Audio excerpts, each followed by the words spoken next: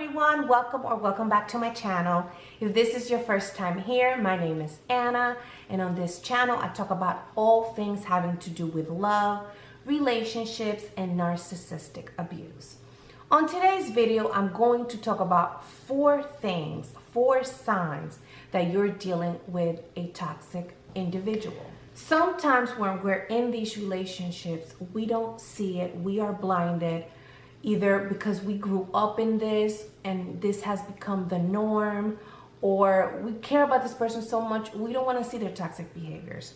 So I'm about to tell you what are these four signs that you're clearly with a toxic person. By the way, I am not a love expert, I am not a relationship guru.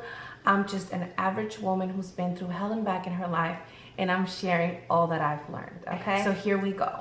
If you're dealing with a person who's super controlling, who dictates the way that you should dress, who tells you who your friends should be, who's constantly calling you, texting you, checking where you're at, a person who just wants to pretty much run you, rule you, that's a sign that you are with a toxic individual, with a person who wants to control every aspect of your life all the time. Toxic. Red flag, that's toxic, okay? A person who's healthy is going to let you be. They're going to try to trust you. They're not going to be texting and calling you all the time and telling you who your friends should be. I'm not saying that every now and then your partner isn't going to tell you, hey, I think this friend here might be jealous of you or might not be a good influence on you, because partners do that. They should do that. But when they have an issue with all of your friends and they want to seclude you and they want to keep you all to themselves, that's a red flag. That's not healthy, okay? Number two, poor communication. And poor communication shows itself in different ways. Poor communication could be a person who doesn't know how to properly communicate with you. So if they get angry, if they get upset, if they get highly frustrated, they don't know how to speak to you in a nice way. These people tend to go from 0 to 10 like this in a matter of seconds if they don't like what you're saying. That's one sign of poor communication. They yell, they shout, they don't know how to communicate properly. Sometimes in unhealthy relationships, a partner might not want to communicate their feelings at all, leaving you in la la land, trying to figure out, why isn't this person communicating with me? They feel like you need to be a psychic and you should know what's wrong with them. They don't know how to communicate their feelings at all. That's a big problem. Because if you get into a relationship and you expect your partner to be a mind reader, there's going to be a lot of issues in that relationship.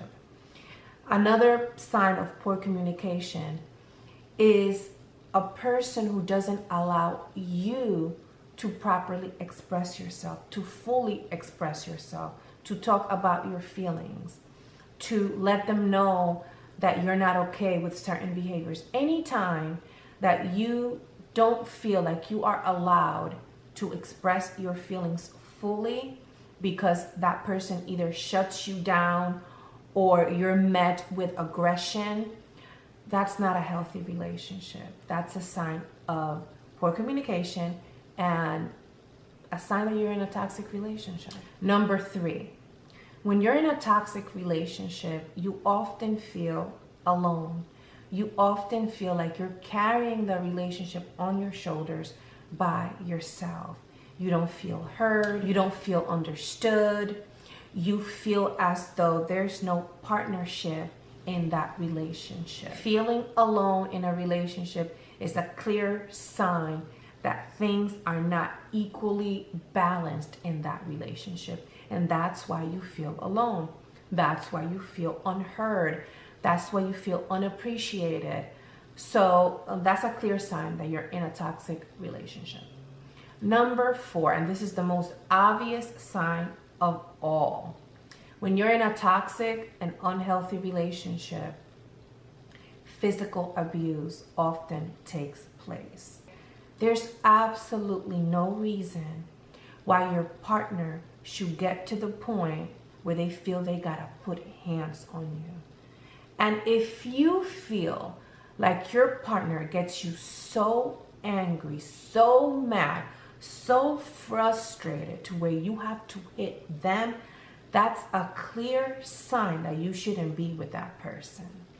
When a person gets you so angry, and it happens all the time, that means you feel like you're not being heard. So you have to hit.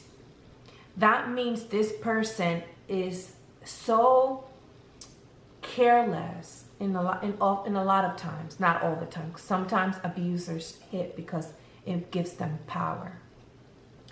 But a lot of times, as someone who's been victimized, you can be driven to the point where you sometimes can be the aggressor.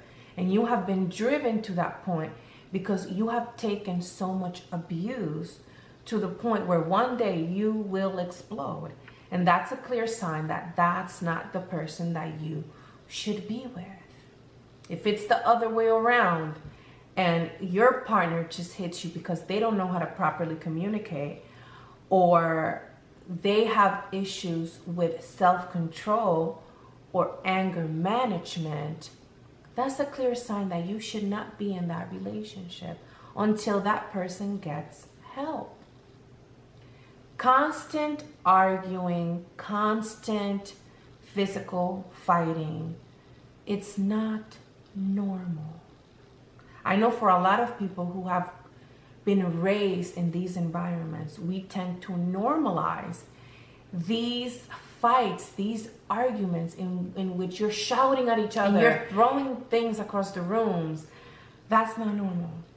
That is not normal behavior in a relationship, okay? Only because you've been accustomed to it, only because you've been raised in that, does not mean that when it happens in your relationship, it's okay. It's not okay. It wasn't okay for your parents, and it's not okay for you. Don't waste your time trying to change grown people. Don't waste your time thinking that it's going to get better with time.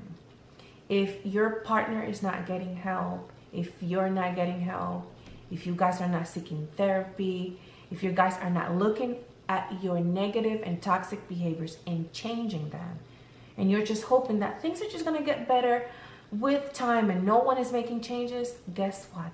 Nothing is going to change. You're gonna stay in a toxic relationship and the cycle is just going to continue. Your children are probably gonna pick up that same behavior and you're just continuing the cycle of toxicity.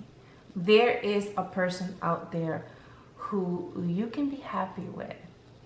Relationships don't have to be chaotic. Everyone deserves to be happy and deserves peace.